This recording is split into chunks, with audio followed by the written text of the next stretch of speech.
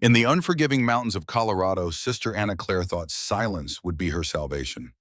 For 15 years, she hid behind convent walls, believing her vows could bury the truth that got the man she loved killed. But when brutal bounty hunters track her to a remote mountain chapel, her carefully constructed world shatters in a single night of blood and snow. Elias Boone has spent the same 15 years running from his own demons. The mountain man chose isolation over redemption, believing some sins are too dark for forgiveness. But when he rescues a wounded nun from certain death, he discovers that fate has a cruel sense of irony. The woman bleeding in his arms is the very person he was once paid to eliminate. Two broken souls, one deadly secret, a love that could destroy them both. As Anna's past closes in like wolves in winter, she and Elias must face an impossible truth. The man who saved her life once worked for the monster who destroyed it. Now, with nowhere left to run and enemies drawing closer, they'll discover that sometimes love isn't about finding salvation. It's about choosing to stay when the whole world burns around you. Like this story, subscribe for more heart-stopping mountain romances that will keep you on the edge of your seat. I can't love a man with blood on his hands. Mountain Man Saves Nun from Deadly Hunt. Love cost them both. The gunshot cracked through the mountain silence like breaking ice. Sister Anna Claire pressed her back against the rough bark of a towering pine, her breath forming desperate clouds in the bitter Colorado air. Blood seeped through the torn fabric of her habit where thorns had carved their path across her palm during her frantic climb. The wound burned, but not nearly as much as the terror clawing at her chest. They found me, after 15 years of silence. 15 years of morning prayers and evening vespers of scrubbing floors and tending the small garden behind the mountain convent. 15 years of believing that if she stayed quiet enough, small enough, invisible enough, the past would finally let her rest. Another shot rang out closer this time. The sound ricocheted off the granite peaks surrounding the valley, creating an echo that seemed to laugh at her foolishness. Anna pushed herself away from the tree and stumbled forward through the snow. Her bare feet, she'd lost her shoes, somewhere in the first desperate mile, had gone numb an hour ago. The thin cotton habit that had seemed so practical in the convent's heated corridors now felt like tissue paper against the mountain wind. Behind her, flashlight beams danced between the trees like malevolent spirits. 3 of them, maybe 4. She'd stopped counting after the first 2 had cornered her outside the chapel during evening prayers. Sister Anna Claire, the tall one, had said, his voice carrying the same cold politeness she remembered from 15 years ago. "You've been very hard to find." She'd run then pure instinct, overriding years of disciplined obedience. Through the chapel doors, across the frozen courtyard, into the woods that surrounded the convent, like a protective embrace that had just proven utterly worthless. Now stumbling through snow that reached her knees, Anna wondered if this was how it would end. Not in some dramatic confrontation where truth finally triumphed, but in these anonymous woods, her body becoming just another mystery for spring hikers to discover. The thought should have terrified her. Instead, it brought an unexpected peace. At least Michael's secret dies with me. A root caught her ankle, sending her sprawling, face first into the snow. The cold shocked her system like an electric current, and for a moment she couldn't breathe, couldn't move, could only lie there while her body screamed and the flashlights grew brighter behind her. She was finished. They both knew it. The voice cut through the wind, triumphant and terrible. "She's down." Anna closed her eyes. After all these years of prayers of pleading with God for forgiveness, she'd never felt she deserved. Maybe this was his answer. Maybe some sins were too large for redemption. The flashlight beam swept over her prone form, pinning her like a butterfly to a board. She waited for the footsteps, the rough hands, the questions that would drag Michael's name through the mud one final time. Instead, she heard something else entirely, a sound like thunder, but deeper, sharper, the crack of a high-powered rifle. The flashlight beam jerked wildly, then went dark. Shit, where did that come from? Up there on the ridge, more shots, not random this time, but measured, deliberate, each one followed by cursing and the sound of men scrambling for cover. Anna lifted her head, snow clinging to her face and eyelashes. Through the darkness, she saw a muzzle flash from somewhere high above, a brief orange blossom that bloomed and vanished in the span of a heartbeat. Someone else was up there. Someone with a clear line of sight and excellent aim. "We need to fall back." "What about the nun?" "Forget her. She'll freeze to death anyway. The voices grow distant, punctuated by the sound of boots on snow, moving rapidly away from the valley. Within minutes, even that faded into the mountain's eternal silence. Anna lay still for a long time, not quite believing it was over. Her body shook, whether from cold or shock, she couldn't tell. But slowly, carefully, she pushed herself to her hands and knees. "You're hurt." The voice came from directly behind her, low and rough as granite. Anna spun around, her heart hammering, but saw only shadows between the trees. "Easy," the voice continued. "I'm not going to hurt you." A figure emerged from the darkness, tall and solid as the mountains themselves. In the moonlight, Anna could make out broad shoulders beneath a heavy wool coat, boots that made no sound despite their size, and a face that belonged on some ancient statue, all sharp angles and weathered stone. He carried a rifle, but it was pointed at the ground. "Sister Anna Clare, I presume." The sound of her name, her real name, not the careful fiction she'd built, sent ice through her veins. "Who are you?" "Someone who just saved your life." He studied her with eyes that seemed to see everything. "The question is, why they wanted you dead badly enough to hunt you up here." Anna got slowly to her feet, acutely aware of how she must look. Habit-torn and stained face streaked with dirt and snow, bare feet blue with cold. She wrapped her arms around herself in a gesture that was equal parts modesty and self-protection. "I don't know what you mean." It was a lie, and they both knew. The stranger tilted his head slightly. "Professional killers don't typically waste their time chasing nuns through the mountains for sport. Those men were equipped for a specific job, which means someone paid them well to find you." "I told you I don't know anything." "Right." He shouldered his rifle with practiced ease. "Well, sister, you've got two choices. You can stand here in the snow explaining how innocent you are until hypothermia takes you, or you can let me get you somewhere warm, and we can sort this out without losing any toes." Anna looked around the empty forest, then back at this stranger who'd appeared like some dark angel with perfect timing. Everything about him screamed danger, from the casual way he held weapons to the predatory stillness with which he watched her. But the men who'd been hunting her were gone, and she could no longer feel her feet. "Why would you help me?" Something shifted in his expression. "Maybe I don't like seeing 3-to-1 odds. Maybe I have a thing about bullies." He paused.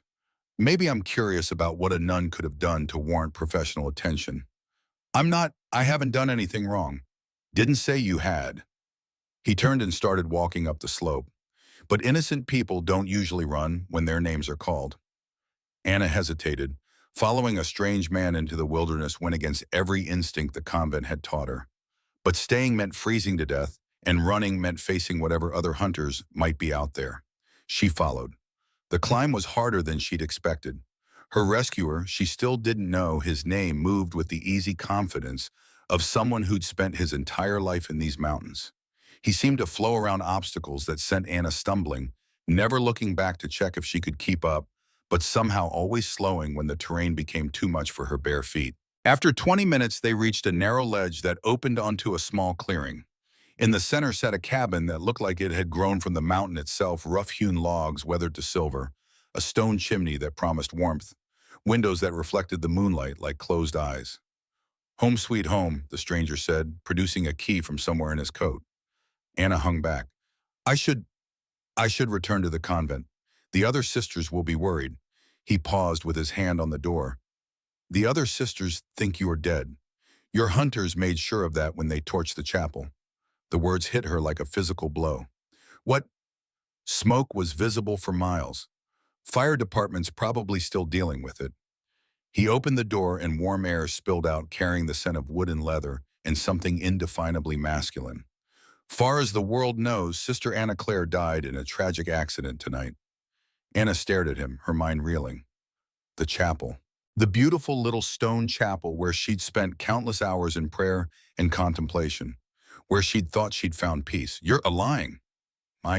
He stepped inside and lit a kerosene lamp, casting golden shadows across rustic furniture and stone walls lined with books. "Check the horizon, sister. You can probably still see the glow." Against her better judgment, Anna turned and looked back toward the valley. There, barely visible through the trees, was an orange smudge against the dark sky. Her legs gave out. The stranger caught her before she hit the ground, his arms surprisingly gentle for someone so obviously dangerous. Easy there. Shock's a hell of a thing. He helped her inside and settled her into a chair beside the fireplace. Within minutes, he had a fire blazing and a blanket draped around her shoulders. The warmth felt like a miracle. "What's your name?" Anna asked as he moved around the small space with practiced efficiency. "Elias Boone. And thank you, Mr. Boone, for saving me." He glanced at her over his shoulder. "Don't thank me yet, sister. The night's still young and your friends might decide to come back with reinforcements." Anna pulled the blanket tighter. "They're not my friends." "Didn't figure they were." Elias poured something from a bottle into a mug and handed it to her. "Drink this. It'll help with the shaking." The liquid burned her throat but spread warmth through her chest. Whiskey, she realized. She should refuse it. Alcohol was forbidden to the sisters. But then again, Sister Anna Claire was supposed to be dead. "Why did you help me?" she asked again. Elias settled into the chair across from her, cradling his own mug. In the firelight, she could see him more clearly. Older than she'd first thought, maybe 50, with silver threading through dark hair and lines around his eyes that spoke of too much sun and too many hard decisions. There was something familiar about his face, though she couldn't place it. "Let's just say I have experience with people who'd rather hide in the mountains than deal with their problems." I wasn't hiding. "No." His smile held no warmth. 15 years in a convent. Never any visitors, never any letters, never any contact with the outside world beyond what was absolutely necessary. He leaned forward. "That's not devotion, sister. That's hiding." Anna's hands tightened on the mug. "You seem to know a lot about my life for a stranger. Small community up here. Word gets around." But there was something in his tone that suggested it was more than simple gossip. "The question is, what were you hiding from and why did it finally catch up with you tonight?" Before Anna could answer, glass exploded inward from the cabin's front window. Elias was moving before the first shard hit the floor, grabbing Anna and pulling her down behind the heavy wooden table that served as his dining area. His rifle appeared in his hands as if by magic. "Stay down," he whispered, his voice carrying an authority that brooked no argument. Another window shattered, then another. "They're surrounding us," Elias said, more to himself than to her. He checked his rifle's action with swift, practiced movements. "Professional job.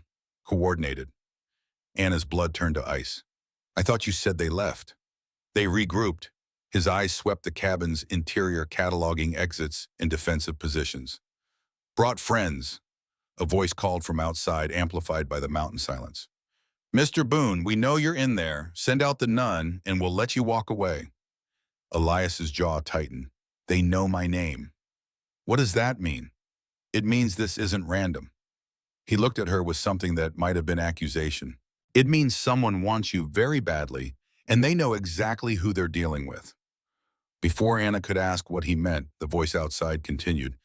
"You've got 1 minute to decide, Boone. After that, we come in shooting." Elias rose slightly, keeping the table between himself and the windows. "How many men were hunting you originally?" 3, maybe 4. "There are at least 6 voices out there now." He met her eyes. "Sister, I need to know what I'm dealing with. What did you do 15 years ago that's worth this much trouble?" Anna opened her mouth to give him the same lies she'd been telling herself for over a decade. But looking into his hard-weathered face, the face of a man who'd just put his life on the line for a stranger, the words wouldn't come. "I witnessed something," she whispered. "Something that powerful people wanted to stay buried." "What kind of something?" "A murder." Elias nodded as if this confirmed something he had already suspected. "And the victim?" Anna closed her eyes. Even after all these years, saying his name aloud felt like sacrilege. "Someone I loved." The cabin fell silent except for the crackle of the fire and the sound of men moving through the snow outside. Elias studied her face in the firelight, and Anna had the uncomfortable feeling that he was seeing far more than she wanted to reveal. 30 seconds, Boone." "There's a root cellar," Elias said quietly, "underneath the kitchen floorboards. You can hide there." "What about you?" His smile was sharp as broken glass. "I'm going to buy you some time to figure out your next move." Anna grabbed his arm. "You can't fight 6 men alone." "Won't be the first time." He gently removed her hand. "And I've got advantages they don't know about. This is my mountain sister. I know every tree, every rock, every shadow. But time's up, Boone. The first shot shattered what remained of the front window. Elias returned fire instantly, the rifle's bark deafening in the small space. Someone outside cursed, and Anna heard the sound of a body hitting snow. Root cellar, Elias said again, working the rifle's action. Now! Anna crawled toward the kitchen on hands and knees, keeping below the window line. Behind her, more shots erupted, wood splintering as the bullets punched through the cabin's walls. She found the trapdoor beneath a braided rug and pulled it open. The space below was small but deep carved directly into the mountain's bedrock. She dropped down, pulling the door closed above her head, just as something heavy exploded against the cabin's front door. In the darkness, she could hear everything. Boots on wooden floors, Elias's voice calm as death. "Gentlemen, you're trespassing," a voice she recognized from the forest. "Where is she, Boone?" "Who?" The sound of a blow landing. Something furniture, probably crashing to the floor. "Don't play games, the nun." "Where is she?" "What nun?" Elias's voice remained steady despite what they were obviously doing to him. "I've been alone up here for years. We tracked her to this clearing. She's here somewhere." "Then you tracked wrong." Another blow. This time Elias made a sound barely audible, more like an exhale than a groan. Anna pressed her hands against her mouth to keep from crying out. This man, this stranger, was being beaten because of her, because of secrets that weren't even his. She should reveal herself, end his suffering. But Michael's voice echoed in her memory. "Promise me, Anna. Promise that if anything happens to me, you'll disappear. Don't try to get justice. Don't try to set things right. Just disappear and stay gone." "Check the cellar," someone said. Footsteps moved overhead, heavy boots pausing, searching. Anna held her breath. "Nothing down here but supplies." The footsteps moved away. "She's not here," another voice said. "Maybe she died in the woods." "Exposure." "Maybe," the leader's voice carried doubt. "Or maybe our friend here is lying." "I told you," Elias said. "I've been alone." A longer silence, then, "You know what, Boone, I believe you, which means the nun is already dead and we've wasted the whole damn night." "Seems like it. But here's the thing." The voice took on a conversational tone that somehow managed to be more threatening than outright anger. "My employer doesn't like loose ends, and you've seen our faces." "Haven't seen anything but trespassers on my land." "Right. Well, here's what's going to happen. My boys and I are going to finish our business here and head back to civilization. And you're going to stay quiet about tonight. Permanently quiet." Anna pressed her face against the rough wood of the cellar door. They were going to kill him. This man who'd saved her life was about to die because she was too much of a coward to reveal herself. Michael's last words echoed in her mind. "Promise me." But Michael was dead, had been dead for 15 years. And his killer was somewhere out there, still breathing, still living, still destroying lives. She reached for the latch. The gunshot stopped her cold. Then another, and another. Above her, chaos erupted, shouting, running footsteps, the sound of men crashing through the cabin door in panicked retreat. Silence. Anna waited, counting heartbeats before slowly lifting the cellar door. The cabin was empty. Furniture overturned, windows shot out the smell of gunpowder, heavy in the air. But no bodies, no blood. "Elias," she whispered. No answer. She climbed out of the cellar, moving carefully through the wreckage. The front door hung open, revealing the snow-covered clearing beyond. Everything was still. Too still. She stepped outside, her bare feet sinking into snow that felt like fire against her skin. "Elias." A shadow detached itself from the tree line. Elias emerged, carrying his rifle and moving with the careful grace of a man who just survived a very close call. "Thought I told you to stay hidden," he said. "What happened? I heard shots." "They decided I was a liability." He looked around the clearing, his eyes scanning for any sign of movement. "Unfortunately for them, they forgot that some liabilities shoot back." Anna stared at him. "Did you kill them?" He shook his head. "Didn't have to. Amazing how fast professional killers lose their enthusiasm when they realize they're not the only ones armed." He met her eyes. "But they'll be back, sister, with more men and better equipment. This was just round one." Anna sank down onto the cabin's front step, the weight of everything finally hitting her. The chapel, the other sisters, 15 years of carefully built peace destroyed in a single night. I'm sorry, she whispered. I never meant for you to get involved. Elias leaned his rifle against the door frame and sat beside her and, thing about mountains, sister, they do not care about your intentions, only your actions. They sat in silence for a while, watching the snow fall through the moonlight. Finally, Anna spoke. What now? Now Elias stood and brushed snow from his coat. Now we figure out who wants you dead badly enough to hire professional killers, and why they think it's worth burning down a convent to get to you. I told you, I witnessed a murder 15 years ago. And the murderer, he's still alive. Anna closed her eyes. I don't know his real name, but yes, I think so. Then that's where we start. Elias picked up his rifle. But first we need to get you somewhere safe. Somewhere they won't think to look. Where could possibly be safe from people like that? Elias looked out at the vast wilderness stretching beyond the clearing, then back at Anna, with something that might have been respect. Deeper into the mountain, sister, where the only law is the one you carry in your hands. As if to emphasize his point, a wolf howled somewhere in the distance, long, lonely, and wild.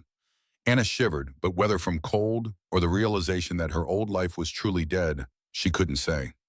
Dawn came slowly to the mountains, painting the snow-covered peaks in shades of rose and gold that should have been beautiful. Instead, as Anna watched the sunrise through the shattered windows of Elias's cabin, it felt like a spotlight exposing just how vulnerable they truly were.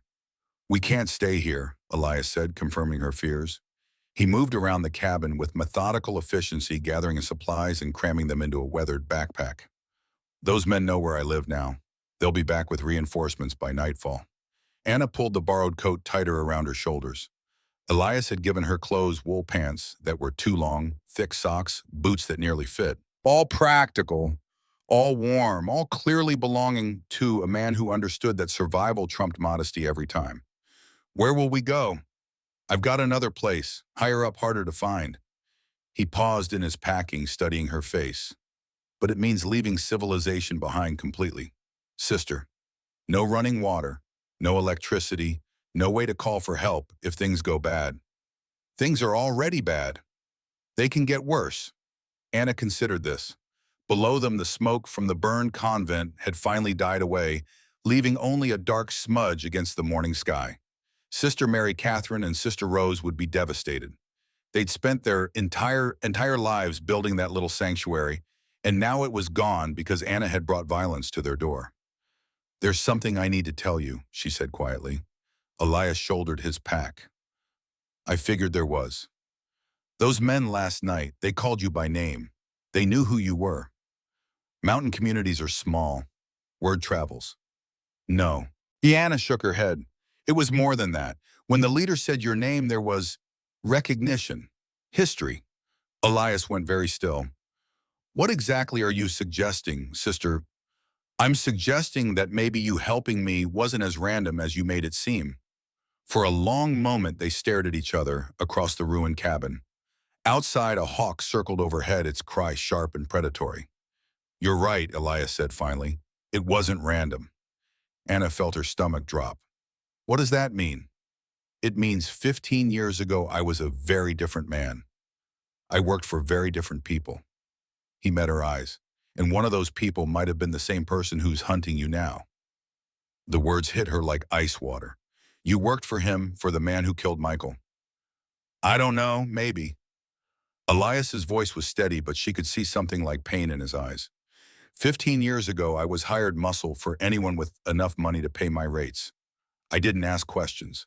Didn't care about right or wrong. Just did the job and collected the check. Anna backed away from him, her hand going instinctively to the cross at her throat, except it wasn't there anymore, lost somewhere in the woods during her desperate flight. What kind of jobs? The kind that required a man to disappear afterward. He set down his pack. The kind that left families without fathers and witnesses without voices. Oh, God. Anna sank into the nearest chair. You're one of them. You're a killer. Was. The distinction seemed important to him. Past tense. I walked away from that life a long time ago. When exactly did you walk away? Elias was quiet for so long that Anna thought he wouldn't answer. When he finally spoke, his voice was barely above a whisper. 15 years ago. right after I was hired to eliminate a woman who'd witnessed something she shouldn't have. The world seemed to tilt sideways. Anna gripped the arms of her chair, fighting a wave of nausea that had nothing to do with physical injury. Me, she breathed. You were hired to kill me. Yes. But you didn't. No. Why? Another long silence. Outside snow began to fall again, thick flakes that would cover their tracks, but also make travel more dangerous. Because Elias said finally, I found out that the woman I was supposed to kill had already lost everything that mattered to her. Her lover was dead. Her life was destroyed. She was just trying to disappear and grieve in peace. He looked at her then and she saw something raw in his expression. And I realized I'd become the kind of man who killed broken women for money. Anna's hands shook as the implications sank in. So instead of killing me, you did nothing. Told my employer that you'd already died. Convenient accident. End of story. His mouth twisted in what might have been a smile. Except it wasn't the end, was it? Because here we are 15 years later and someone still wants you dead. How do you know it's the same person? Because there's only one secret worth killing for that consistently. Only one truth that stayed dangerous for this long. Anna closed her eyes, seeing Michael's face as clearly as if he were standing in front of her. Young, idealistic, convinced that exposing corruption was worth any risk. She'd begged him to let it go. Begged him to just walk away and build a new life with her, somewhere safe. I can't, Anna. Too many people are getting hurt. If I don't speak up, who will? What was his name? She asked. The man who hired you, Daniel Cross. The name sent ice through Anna's veins. She'd heard it before, though never directly. Michael had mentioned it in whispered conversations when he thought she wasn't listening. Cross, the man behind the land deals. Cross, the one pulling strings from the shadows. Cross, who made problems disappear. He's still alive. Far as I know, and apparently still cleaning up loose ends. Anna stood abruptly, pacing to the window to stare out at the snow-covered wilderness. Somewhere out there, the man who'd ordered Michael's death was still breathing, still living, still getting away with murder. I should have testified, she said. 15 years ago, I should have told the truth instead of running away. You'd have been dead within a week. Maybe, or maybe justice would have been done. Elias moved to stand beside her at the window. Justice is a luxury for people with power, sister. For the rest of us, survival is victory enough. Is that why you saved me? Some kind of guilty conscience? Maybe. He was close enough that she could smell the wood smoke in his hair, see the small scar that ran along his left temple. Or maybe I'm just tired of running from the pond. Running doesn't seem to be working for either of us. No, he agreed. It doesn't. They stood in silence, watching the snow fall. Anna found herself studying Elias's profile, the strong jaw, the weathered hands, the way he held himself with constant alertness, even here in his own home. This was the man who'd been sent to kill her 15 years ago. The man who'd chosen mercy instead of money. The man who'd just risked his life to save her from his own former employers. It should have been terrifying. Instead, she felt something she hadn't experienced in 15 years of convent life. Safe. The higher place you mentioned, she said finally. How far? 2 days hard travel through country that'll kill you if you're not careful. What about the men hunting us? They're city predators. They'll struggle in real wilderness. Elias turned from the window. But sister, if we do this, if we head deeper into the mountains, there's no going back. No rescue if things go wrong. It'll be just you, me, and whatever's out there waiting for us. Anna thought about the alternative. Returning to civilization meant facing Cross and his men eventually. It meant living the rest of her life looking over her shoulder, waiting for the knock on the door that would end everything. At least in the wilderness, she'd die on her own terms. When do we leave? Now. The next hour passed in a blur of preparation. Elias moved with the efficiency of a man who'd done this before, destroying anything that might provide useful intelligence to their pursuers, setting traps that would slow down anyone trying to follow, preparing for a journey that would test every limit Anna thought she had. He gave her a lesson in basic survival, how to read snow conditions, how to recognize the signs of altitude sickness, how to fall without breaking bones when the terrain inevitably betrayed her.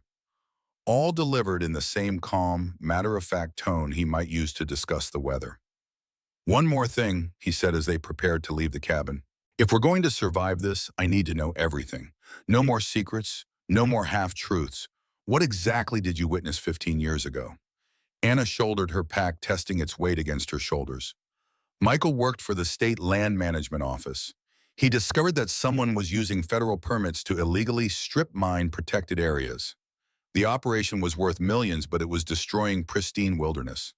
And Cross was behind it. Cross was the money man, but he had partners, government officials who approved the permits, judges who dismissed environmental challenges, a whole network of people getting rich off stolen land. Elias nodded grimly. Let me guess, your boyfriend threatened to expose them all. Michael wasn't my boyfriend. The words came out more sharply than Anna intended.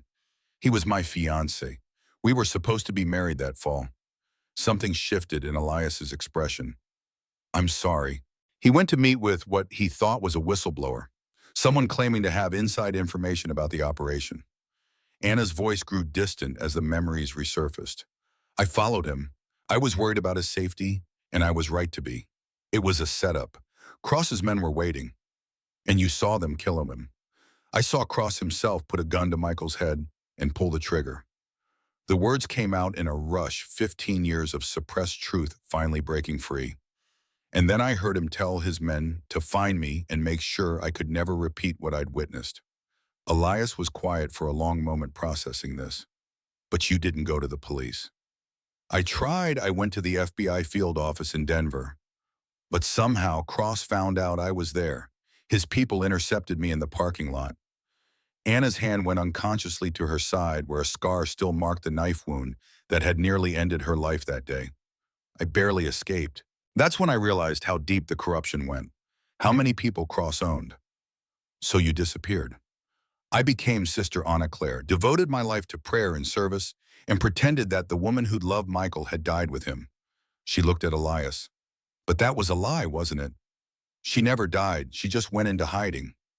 And now, Anna stepped out into the snow, breathing air so cold and clean it hurt her lungs. Above them, the mountains stretched toward a sky that seemed infinite. Now she's tired of hiding. The journey into the high country was harder than anything Anna had ever experienced. The first day was a brutal education in her own limitations, thin air that left her gasping, terrain that seemed designed to break ankles, weather that shifted from bright sunshine to blinding snow squalls without warning. Elias proved to be a patient teacher and a merciless guide. When she stumbled, he helped her up without comment. When she needed rest, he found shelter and built small, smokeless fires that provided just enough warmth to keep hypothermia at bay. When she complained, he ignored her. By evening, they'd climbed higher than Anna had ever been in her life. The world below them looked like a miniature landscape, all toy trees and dollhouse valleys. Up here, the silence was so complete it seemed to have physical weight. How much farther? Anna asked as they made camp in a small cave Elias seemed to know about. We'll reach the cabin tomorrow afternoon. He arranged their sleeping bags with careful attention to wind patterns and heat retention, assuming the weather holds. And if it doesn't, then we wait it out and hope our friends down there don't have the stamina to follow us this high. Anna settled into her sleeping bag, grateful for the cave's protection from the wind. Outside, she could hear the sounds of the mountain night things moving in the darkness. Calls that might have been owls or might have been something else entirely. Elias, yeah, thank you for not killing me 15 years ago. His laugh was harsh as winter wind. Don't thank me yet, sister. The night I was supposed to eliminate you, another man died instead. Anna felt her blood chill. What do you mean? Cross's organization didn't accept failure. When I reported that you were already dead, they demanded proof, a body. Elias stared up at the cave ceiling. So I found them one. Wrong age, wrong description, but enough to satisfy their need for confirmation. You killed an innocent person. I killed a man who was beating at his wife and children. A man the local police wouldn't touch because he had connections. His voice carried no emotion. I told myself it was justice, but really it was just murder with better PR. Anna didn't know what to say to that. The man lying next to her, the man who'd risked everything to save her, had blood on his hands. Real blood. Recent enough that he could still name the victim. Is that why you came up here, to get away from what you'd done? I came up here because I realized I'd become something I didn't recognize. Something I didn't want it to be anymore. He turned to look at her. Question is, sister, can you travel with a killer? Can you trust a man who's taken lives for money? Anna thought about this as the wind howled outside their shelter. Could she, should she? Everything about this situation went against 15 years of carefully constructed faith and moral certainty. But then she remembered the feeling of safety she'd experienced in his presence, the way he'd stood between her and armed killers without hesitation, the gentle way he'd treated her injuries and helped her through terrain that would have killed her without his guidance. The man you killed, she said finally, was he really hurting his family? Yes. And the police really wouldn't help. Money talks louder than justice in most places. Anna nodded slowly. Then maybe sometimes wrong actions lead to right outcomes. That's a dangerous philosophy for a nun. I'm beginning to think I was never much of a nun anyway. They fell into silence after that, but it was a different kind of quiet than before. More comfortable, more honest. Anna lay awake for a long time listening to Elias breathe and watching shadows dance across the cave walls. Tomorrow they would reach his hidden cabin. Tomorrow she would have to decide what came next, whether to keep running or finally turn and fight. For the first time in 15 years, she found herself leaning toward fight. The second day brought worse weather, but better understanding. Anna's body had begun adapting to the altitude and exertion, and she found herself able to keep up with Elias's pace without constant rest stops. More importantly, she found herself able to read the mountain's mood, sensing when the wind patterns meant incoming snow, recognizing the signs of unstable terrain, understanding the language of this vast, indifferent wilderness. You're learning, Elias said as they paused for lunch beside a frozen stream. Learning what? How to listen to the mountain. How to be small enough that it doesn't notice you. Anna looked around at the endless expanse of rock and snow. How can anything this big not notice us? Mountains don't care about humans. We're too temporary to matter. But they'll kill you without malice if you don't respect them. Is that why you came here to be unnoticed? Elias was quiet for a moment, staring out at the peaks that had surrounded them like cathedral walls. I came here because I needed to remember what it felt like to be small, to be insignificant.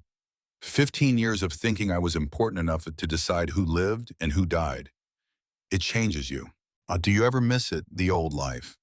The money, the power? He shook his head. No, but I miss the certainty. When you're hired to solve problems, everything's black and white. Good guys, bad guys, simple solutions. And now I understand that most problems don't have solutions, just consequences you learn to live with. As if summoned by his words, a sound drifted up from the valley below them. Faint but unmistakable, the drone of helicopter rotors. Elias was on his feet instantly, scanning the horizon. They found us faster than I expected. Anna felt her heart hammering. How is that possible? Money buys a lot of resources. He shouldered his pack, including pilots crazy enough to fly search patterns in weather like this.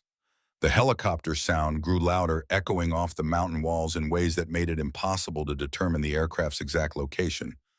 But it was definitely getting closer. Run, Elias said. They ran. The final approach to Elias's hidden cabin became a nightmare of exhaustion and terror.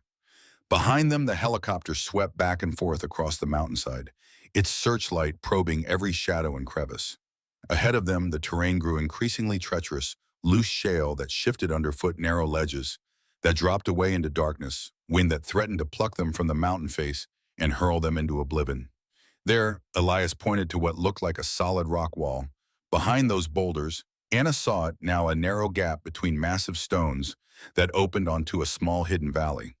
The cabin sat in the center of the space like something from a fairy tale, built so perfectly into its surroundings that it seemed to have grown from the mountain itself. They stumbled inside just as the helicopter's searchlight swept across the valley entrance. Will they see it? Anna gasped, fighting to catch her breath. Elias moved to a window and peered out through curtains that looked like they were made from some kind of natural fiber. Doubt it. I spent 3 years making sure this place was invisible from the air. Anna collapsed into a chair and looked around. If Elias's lower cabin had been rustic, this place was primitive. Everything was handmade furniture carved from local timber blankets, woven from mountain sheep wool tools that looked like they belonged in a museum. But it was also somehow perfect, designed by someone who understood exactly what was necessary for survival and nothing more. How long have you been working on this place? 15 years. Elias continued watching the helicopter's search pattern. Started building it the day I decided to disappear. The day you chose not to kill me. Yeah. Anna stood and moved to another window. The hidden valley stretched maybe 100 yards in each direction, surrounded by sheer rock walls that rose toward a narrow strip of spine. A small stream provided fresh water, and she could see evidence of a garden plot that would be productive come spring. You could live here forever, she said. That was the idea. But Elias turned from his window. But isolation only works if you can live with your own thoughts. And some thoughts are louder than others. The helicopter sound began to fade as the aircraft moved its search to other areas. Anna felt some of the tension leave her shoulders, though she knew this was probably only a temporary reprieve. What now? She asked. Now we wait. See if they give up or bring in ground teams. Elias moved around the cabin lighting oil lamps and checking supplies. Could be hours, could be days. And if they find us, then we run deeper into the wilderness, places where helicopters can't follow. Anna considered this. Or we stop running. The words hung between them like a challenge. Outside, the wind picked up, rattling the cabin's windows and filling the silence with the mountain's ancient voice. Tell me about him, Anna said suddenly. Who, Ma? Cross, what kind of man is he? Elias paused in his preparations. Smart, ruthless, patient. He builds networks of people who owe him favors, and he's very good at finding pressure points. Is he the kind of man who gives up? No. Then running won't work forever. No, it won't. Anna moved to the small fireplace and held her hands out to the warmth. In the dancing flames, she could see Michael's face, young earnest, convinced that truth was stronger than corruption. He'd been wrong about that, but maybe he'd been right about something else. Maybe some fights were worth having, even if you couldn't win. I want to send Cross a message, she said. Elias went very still. What kind of message? The kind that tells him I'm not hiding anymore. The kind that tells him if he wants me dead, he'll have to face me directly instead of sending hired guns. Sister? Elias's voice carried a warning. That's suicide. Maybe. Or maybe it's the only way to end this. Anna turned from the fire to meet his eyes. You said yourself that running isn't working for either of us. What exactly are you proposing? Anna took a deep breath, feeling something shift inside her chest.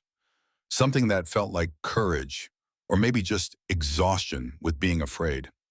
I'm proposing that we stop being victims, she said, and start being something Daniel Cross didn't expect. Which is, Anna smiled, and for the first time in 15 years it felt genuine. Dangerous. The message they sent to Daniel Cross was simple, elegant, and designed to enrage a man who'd spent 15 years believing he'd successfully buried the past. Elias knew people, mountain people who moved through different worlds, who carried information like water flowing down from the peaks to the valleys below. Within 3 days, word reached Cross through channels he'd thought were secure. Sister Anna Claire was alive. She remembered everything, and she was no longer interested in hiding.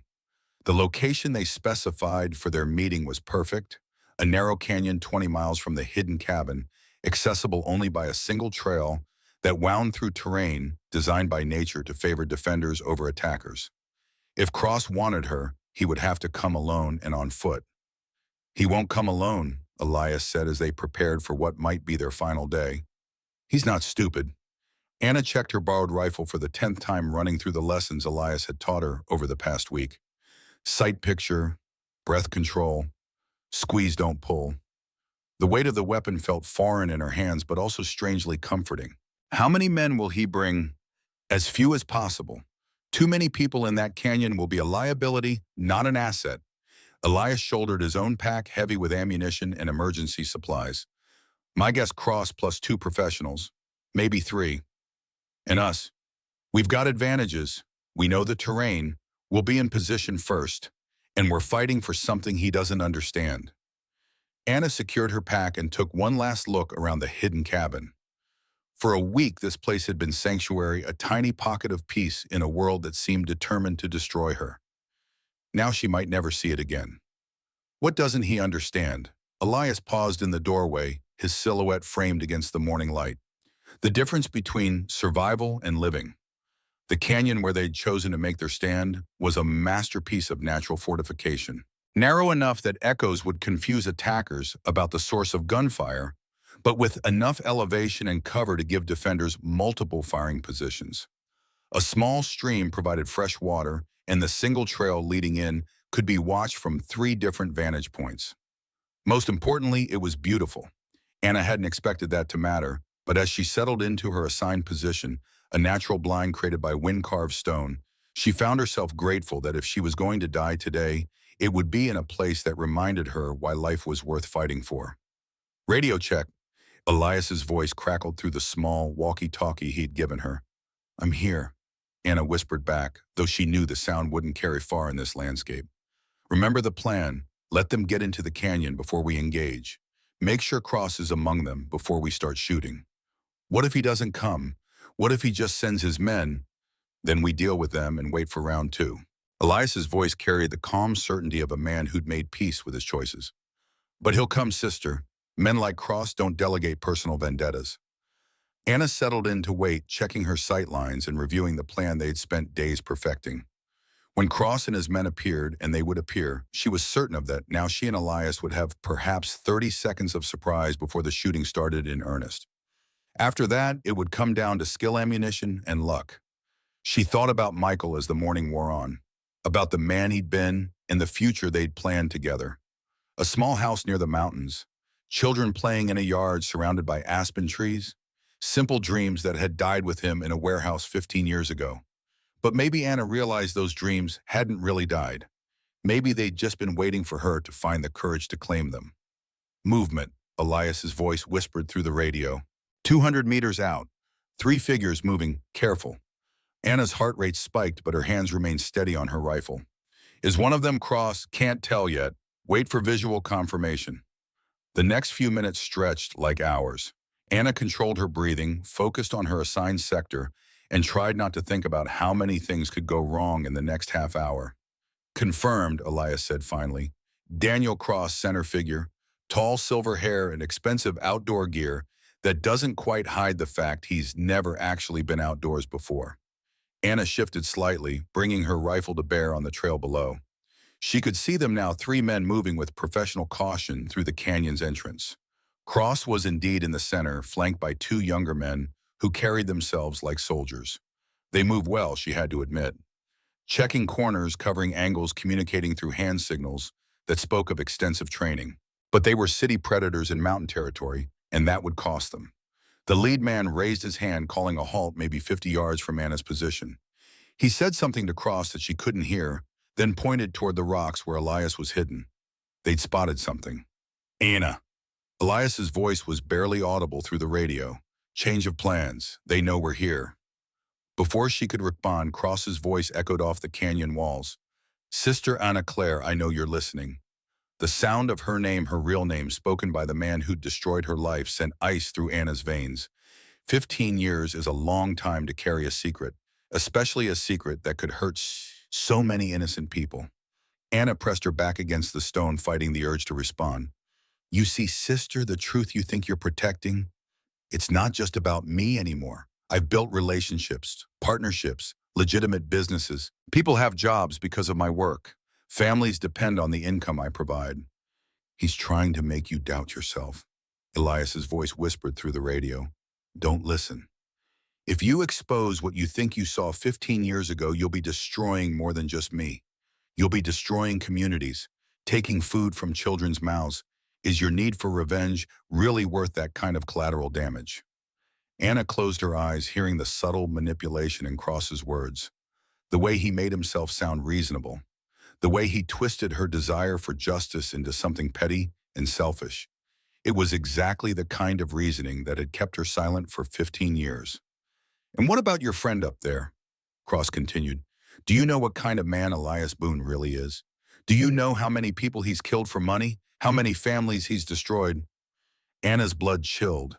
She looked toward Elias's position, though she couldn't see him from her hiding place. "Did he tell you about the family in Denver? Father, mother, 2 children eliminated because they witnessed a drug deal gone wrong, or the judge in Colorado Springs who was getting too curious about certain land transactions?" Each accusation hit Anna like a physical blow. She knew Elias had killed people, he'd told her that much himself. but children, families. Your precious mountain man has more blood on his hands than anyone I ever employed, and now you're trusting him to keep you safe. Don't believe him. Elias's voice came through the radio, but Anna could hear something in his tone, something that might have been guilt. Cross seemed to sense her wavering. I'm offering you one final chance, sister. Walk away from this, return to your convent life. Forget about the past and let sleeping dogs lie. And if I don't, then you'll die in these mountains, and your friend will die with you. And none of it will matter because the truth you're trying to protect is already buried so deep that no one would believe you anyway. Anna felt tears on her cheeks. After all these years, after finally finding the courage to fight back, Cross was doing what he did best, making the truth seem worthless and resistance seem futile. But then she remembered Michael's face, the way he'd looked at her the last time she'd seen him alive, full of hope and determination and absolute certainty that right was stronger than wrong. He'd died still believing that. Maybe it was time for her to live believing it. Mr. Cross, Anna called out, her voice echoing off the canyon walls. Silence fell over the rocks below. I have a counter-offer. I'm listening. You can go to hell. The first shot came from Cross's position, wildly aimed, but close enough to send stone chips flying near Anna's head. She returned fire immediately, her bullet striking the rock where Cross had been standing a split second before. The canyon erupted in gunfire. The battle that followed was nothing like the clean, heroic firefights Anna had seen in movies. It was chaos and terror and the deafening crack of rifles in enclosed space. It was the smell of gunpowder and the taste of stone dust, and the horrible certainty that death was looking for her with every bullet. But it was also something else. It was the most alive she'd felt in 15 years. Anna moved between positions using the natural cover Elias had shown her, placing her shots with care and precision. She wasn't trying to be a hero, she was simply refusing to be a victim anymore. Elias, meanwhile, was conducting a masterclass in mountain warfare. His shots came from different positions each time, giving the impression of multiple shooters. He moved like smoke through the rocks, appearing just long enough to fire before vanishing again. Within 10 minutes, one of Cross's men was down. Within 15, the second was wounded and trying to find cover that didn't exist. But Cross himself remained dangerous, protected by better positioning and unwilling to retreat. This ends one of two ways, sister, he called during a lull in the shooting. You surrender or everyone dies. Everyone's been dying anyway, Anna shouted back. Michael, the families you've destroyed, the lands you've poisoned, at least this way, the killing stops with us. You naive little bitch, you think killing me will change anything. I've got successors, partners, people who'll continue my work even if I'm gone. Maybe, but they'll do it without you. Anna was moving to a new position when the shot came not from Cross, but from his wounded man who'd managed to flank her hiding spot. The bullet caught her in the left shoulder, spinning her around and sending her rifle clattering across the rocks. Pain exploded through her body like fire, but she forced herself to keep moving. There was a small cave maybe 20 feet away, if she could reach it before the shooter got another angle. Anna, Elias's voice raw with concern. I'm hit, but I'm okay. That was a lie. She was definitely not okay. Blood was soaking through her coat, and her left arm had gone numb below the shoulder. But she was alive, and that meant the fight wasn't over. Stay down, I'm coming to you. No, stick to the plan. But Elias was already moving, his tall figure visible as he left cover to reach her position.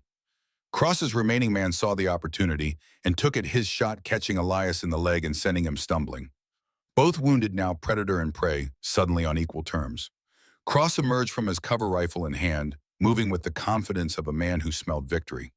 Touching star-crossed lovers dying together in the wilderness, very romantic. Anna pressed herself against the back wall of her small cave, using her good arm to search for anything that might serve as a weapon.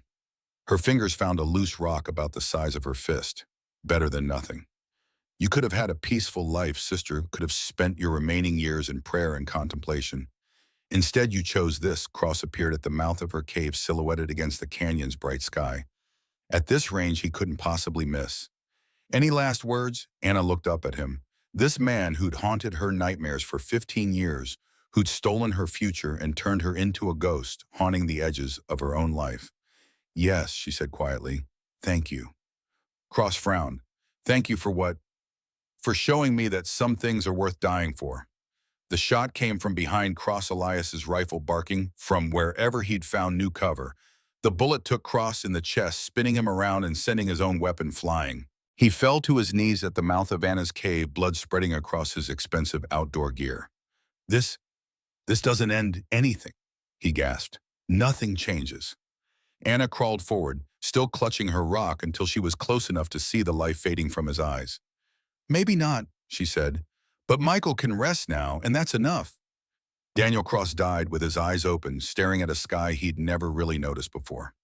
The aftermath was quieter than Anna had expected. She and Elias sat side by side on a flat rock beside the stream, tending each other's wounds with the first aid supplies from their packs. Her shoulder throbbed with every heartbeat, but the bullet had passed clean through without hitting bone. Elias's leg wound was messier, but not life-threatening.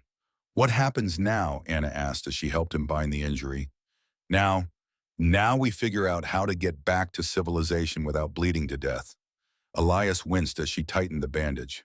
And then we decide what kind of life we want to build. Anna looked around the canyon where 3 men lay dead.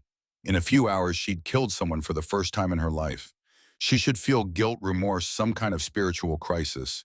Instead, she felt clean, whole, like she'd finally stopped running from herself. I can't go back to the convent, she said.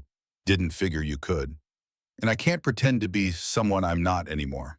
Elias tested his weight on his injured leg, grimacing but managing to stand. So, who are you? Anna considered this as she rose beside him. Who was she? Not Sister Anna Claire, that woman had died in the gunfire. Not the frightened witness who'd spent 15 years in hiding. Not Michael's grieving fiancé, forever frozen in a past she couldn't change. She was something new. Something forged in mountain air, and tested by violence, and tempered by the choice to fight instead of flee. I'm someone who's done running, she said finally. Good, Elias replied, shouldering his pack. Because I've got a cabin that could use a woman's touch, and a garden that won't plant itself come spring. Anna looked at him, this man who'd been sent to kill her and chosen mercy instead.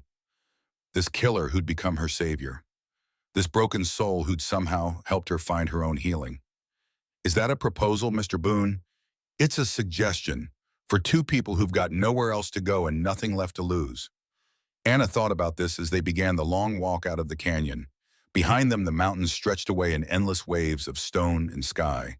Ahead of them lay the uncertain world of civilization with all its complications and demands. But for the first time in 15 years, the future felt like something she wanted to see. Elias, yeah. When we get back to town, when we have to explain what happened here, we tell the truth, or as much of it as anyone needs to know. And then Elias paused on the trail, turning to look back at her with something that might have been love in his weathered features. Then we see if 2 broken people can build something whole. Anna smiled, feeling sunlight on her face and mountain wind in her hair. Behind them, the past lay buried in snow and stone. Ahead of them, spring was waiting in the high country. I'd like that, she said. And for the first time in her adult life, Anna Claire no longer. Sister, no longer hiding, simply herself, meant every word. Thank you so much for joining Anna and Elias on their incredible journey of redemption, love, and courage in the unforgiving mountain wilderness.